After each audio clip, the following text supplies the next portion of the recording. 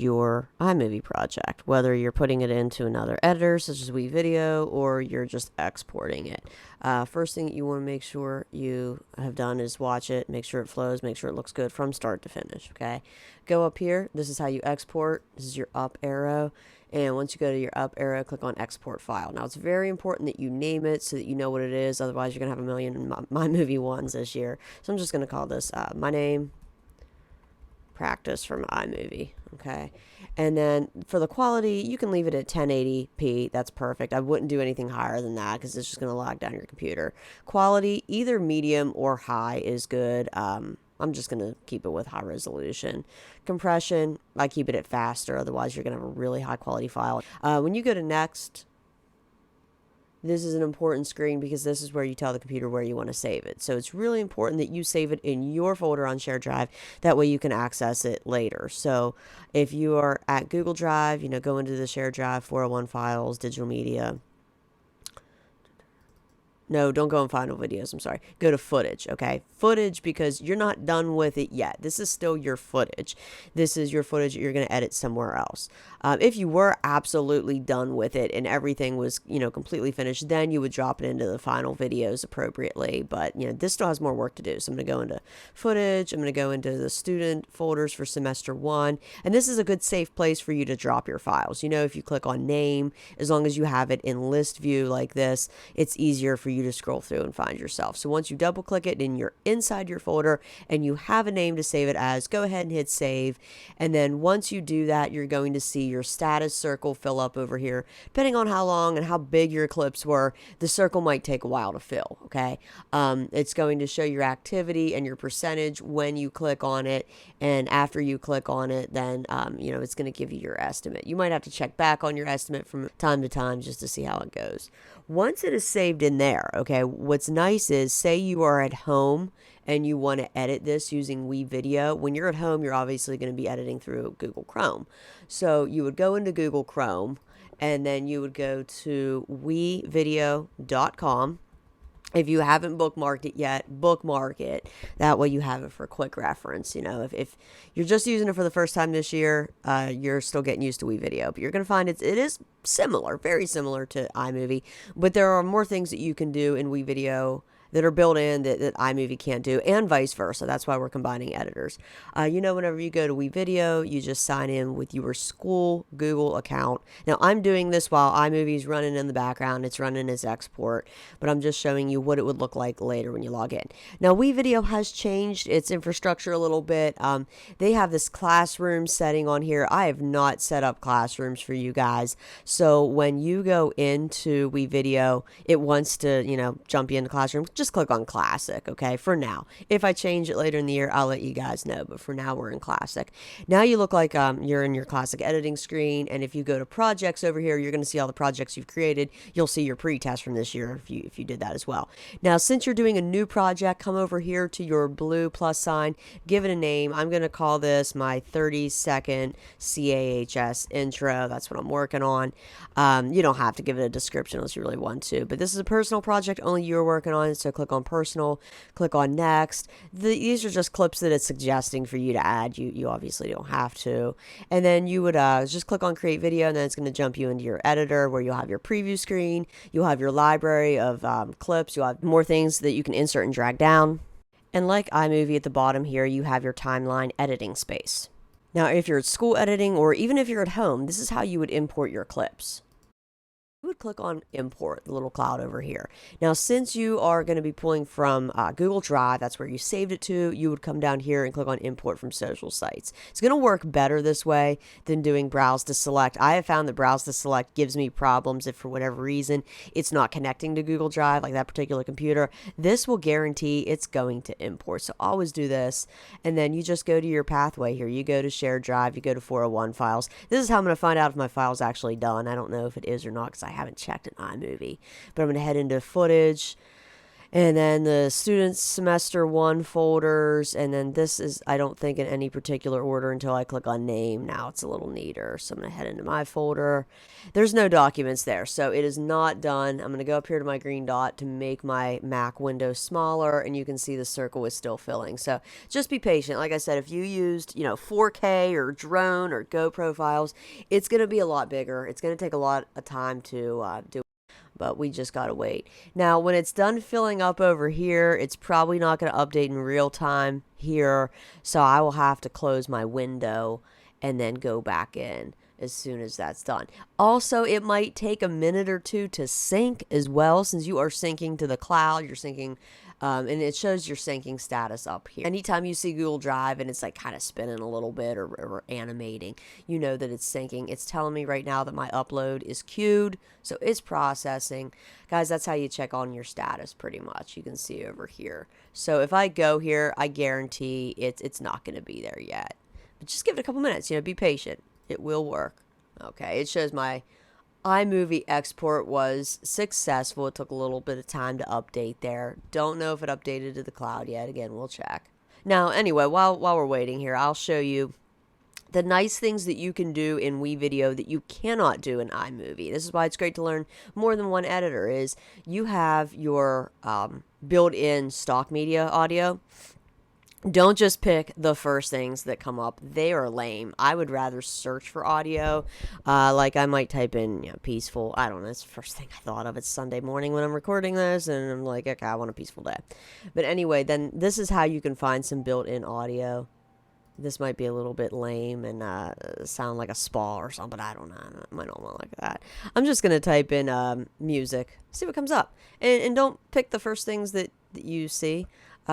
Scroll through, because as you keep scrolling, you're going to get more things that are going to come up. Okay. Another option for you guys is you can download your own music as well. If you do download your own music, keep it clean, keep it school appropriate. You're only taking 30 seconds of that song, so you pick the best 30 seconds of it. An additional thing is the text. You have a lot more text options that are customizable. Just because you see these colors and these font styles here doesn't mean that's what you have to lock into. As a matter of fact, I hope you don't lock into those, because I would be seeing the same, 20 styles over and over, and that's really boring. The school doesn't want to keep seeing the same styles on the news. You customize it, you make it look like your own style. By the way, there is a new editor available. I have not used that new editor yet. You can if you would like. The only thing is, I don't know how much help I can offer you until I get used to it. The good thing is if you click around and just explore, you're going to figure stuff out without really needing me. Somewhat similar to what we have going on here in the old version of WeVideo. So let me go ahead and find how to import again. I might just have to close this message. That's going to be up under media, import. Again, import from social sites, shared drives. Excuse me, I'm yawning here. Digital media, footage. Again, if you put things in your folder, it's going to keep it cleaner, neater, easier for you to find as well at any time. You can clean up your folder. I actually encourage you to do that, since you all have Macs now. You can do that. Okay, so here's my movie. Again, this is straight from iMovie. You're not going to see all the layers. It flattens them out. It makes it one video, but you can at least add more layers here in WeVideo. That's another thing that's great about WeVideo versus iMovie. You can add layer after layer after layer, and it does not limit you. Another thing that's nice about WeVideo is this is web-based, so you can edit anywhere. But because it is web-based, while you are editing, it's not going to show the full quality over here, which, by the way, you can make that window a little bit bigger by doing this. But anyway, it's not going to show full quality. It's going to look like your video's kind of choppy quality, but I promise you it's not.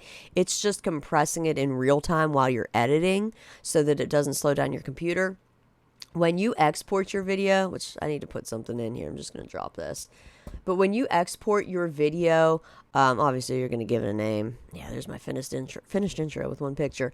You want to always do 1280 by 720. This is your HD. You don't want to go any lower than that, or it's going to be kind of grainy and not high quality.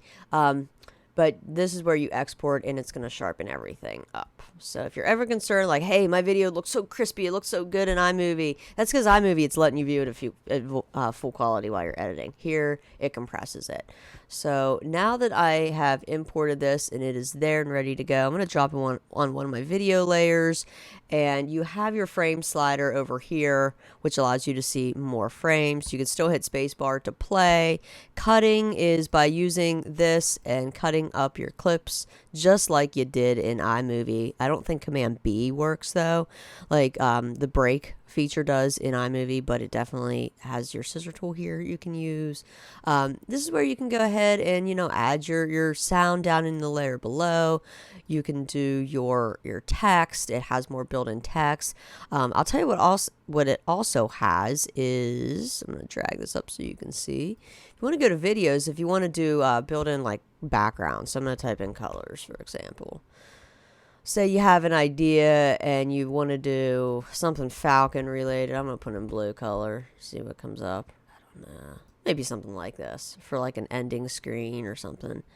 You have your built-in stock media search, which you don't have in iMovie. So this is nice because maybe you want your screen, your ending to break away to like a blue fade with a falcon on it or something. You can do that. You can also have a little bit more control here in WeVideo through your opacity. So this is your opacity options here. That's just your clip editor. If you open your clip editor, that's where you do other things to your clip. But the second one here is your opacity.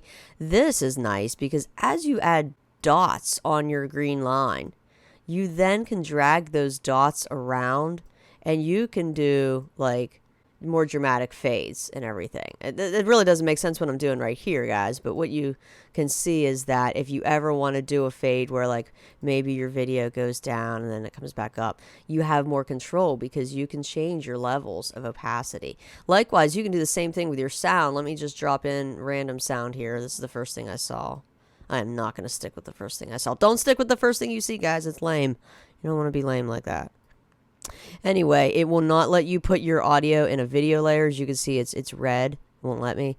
But you can click on your speaker and you have that same line where you can click and add dots. And this is so nice because, again, you have control of where you want to fade down and where you want to fade up. This is great if you're doing interviews, if you're getting A-roll for your interviews and you have music and like during the visual B-roll part, you want your music to be kind of loud, so you want it to be at 100%. But as soon as somebody comes in and starts talking, you want to dip down your sound. So this is nice because WeVideo gives you that control that iMovie does not have. Okay, so this is where you're learning some stuff. This looks cinematically horrible, but I'm just showing you how to do things. Text, I did not show you how to do that, but with text, you have different options. I'm just going to stick with this style here and drag it and show you that with your text, what you can do is you can double click on it to edit it. You have your different colors. Say you want to change your fonts around a little bit. If you're not sure what this white does here or what this one does, it changes your middle color scheme. Again, this is pretty ugly, but I'm just demonstrating. Then this is really nice because you can not only do just solid colors, but you can do opacity. This is nice, gives you a lot more control. Can't really tell. Yeah, you can tell here your background's starting to bleed through a little bit. And then what is also so nice about WeVideo text that I wish iMovie had, if you double click on it and you go over here to your preview pane, look, you can move it. You actually have control in WeVideo. You can even size it. This is something I wish Apple would do, but the reason I think they don't do it is they want you to pay for their paid editors. That's why they don't put all the bells and whistles in iMovie. This is kind of, enough to get you by. But guys, that's what you will want to do here in WeVideo, do the things in WeVideo that you cannot do in iMovie. That's why you're using both. I like starting with my framework in iMovie, doing nice crispy cuts, transitions, doing the green screen effect, and even the cutaways, and then come in here and finish it up. I'll be showing you in another video how to do Keynote. Keynote's an Apple application that gives you even more text freedom than what you have in WeVideo.